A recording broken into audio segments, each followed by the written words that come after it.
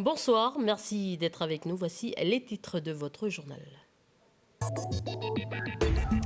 C'est aujourd'hui, fête de l'Assomption, que les catholiques célèbrent la montée de Marie au ciel, un événement marqué par le pèlerinage de la Conception dans la commune du Mont d'Or.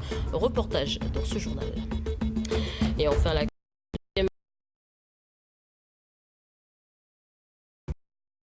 qui s'affaire au dernier préparatif. Je vous le disais en titre, c'est aujourd'hui, fête de l'Assomption, que les catholiques célèbrent la montée de Marie au ciel, un événement marqué par le pèlerinage de la Conception dans la commune du Mont d'Or. Malgré la pluie, les pèlerins étaient au rendez-vous. Parmi eux, des jeunes dévoués et motivés, Faustine Legrand et Mathieu Le Barbier.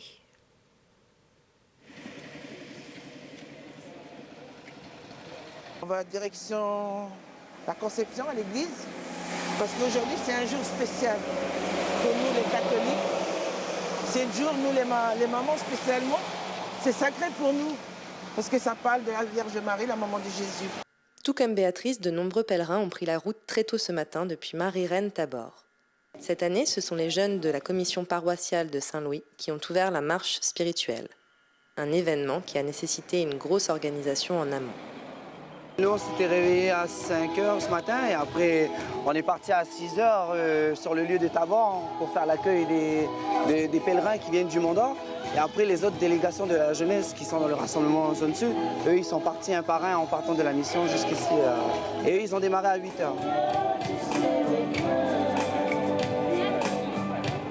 Le but aussi l'Immaculée Conception, c'est de faire église, c'est de faire en sorte de rassembler un peu le peuple calédonien, parce que c'est quand même une fête diocésaine de la Nouvelle-Calédonie, aussi bien à Koné, ici à Conception, jusqu'à l'île des Pins, tout le monde la fête aujourd'hui, quoi.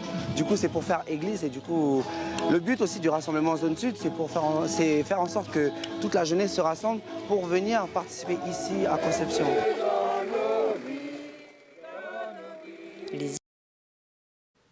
Environnement, le 50e Forum des îles du Pacifique s'achève aujourd'hui sur Tuvalu. La protection de l'environnement était l'un des thèmes majeurs de cette rencontre, réunion entre les différents États et territoires de la Calédonie. L'Australie a été par les pays insulaires, car ils estiment que le pays ne fait pas du réchauffement climatique de sa priorité. Le gouvernement australien a alors répondu avec un don d'une enveloppe de 36 milliards de nos francs, un budget pour aider les pays du Pacifique à faire face aux conséquences du réchauffement climatique. Et en avril prochain, le président de la République doit se déplacer en Polynésie française pour un sommet sur l'environnement et les changements climatiques des territoires du Pacifique. Football Calédonie à Vanuatu. La rencontre se poursuit actuellement au stade Corman à Port-Vila et nous sommes à la mi-temps, comme vous le voyez sur ces images derrière moi. Un match à l'occasion du tournoi pour le développement des jeunes, une compétition de gala organisée par l'OFC, la Confédération du football océanien, et la Calédonie a marqué à la 17e minute. Voilà, sur une perte de balle des défenseurs vanuatais, l'US Waya récupère la balle aux abords de la surface. Il décale Jacques Watson qui, d'une frappe à ras de terre, ouvre le score pour la Nouvelle-Calédonie. Voilà, un beau but de Jacques Watson, comme je vous le disais précédemment. Je vous propose de revoir ce but.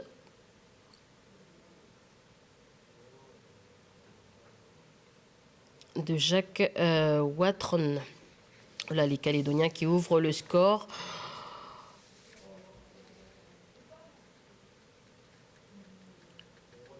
Voilà, on revoit le but de Jacques Watron. Voilà, la défense qui perd la balle. récupéré par l'Ouest-Ouaya.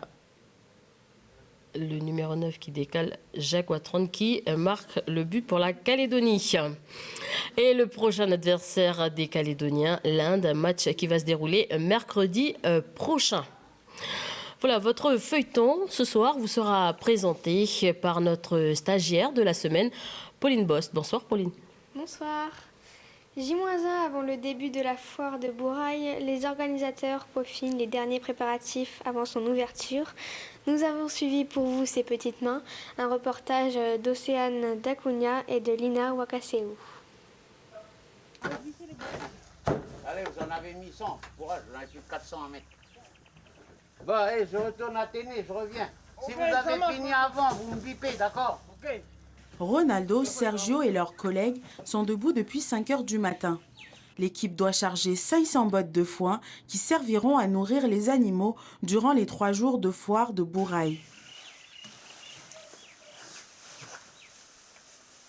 L'équipe devra travailler jusqu'à 10 heures pour acheminer tout le foin vers le champ de foire. Les petits jeunes, là, ben, c'est des jeunes qui sont avec nous depuis le 15 juillet, c'est ça? 15 juillet, ouais. Que la foire fait travailler, ça les aide et puis ben, nous, ça nous aide bien aussi parce que c'est des bons petits travailleurs malgré qu'ils ont un petit handicap, mais ils travaillent bien. Bien Marcel, ça y est, on a tout chargé un peu à la brique. Une fois le chargement terminé, direction le site de Téné.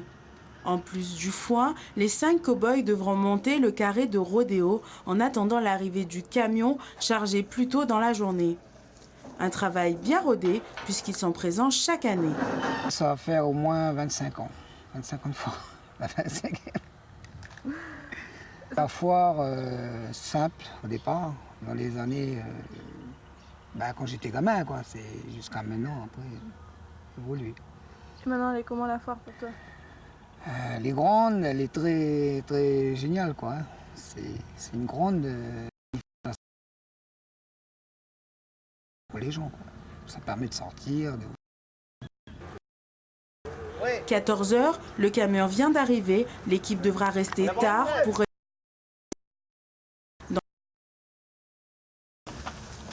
Voilà, donc le champ de foire sera ouvert dès demain à 8 h au public. Et comme vous le savez, Calédonia vous permet de vivre en direct ces moments forts, donc les moments forts de cet événement. Et pour ceux qui ne pourront être sur place, prise d'antenne à 18 h demain pour l'élection de Miss Bourail et Miss Foire de Bourail.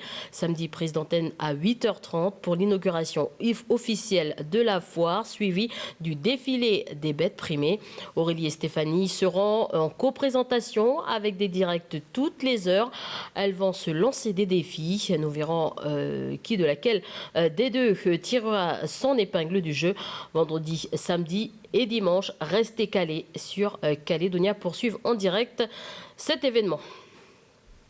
Voilà, c'est la fin de cette édition. Merci de votre attention. Je vous souhaite une très bonne soirée sur votre antenne préférée.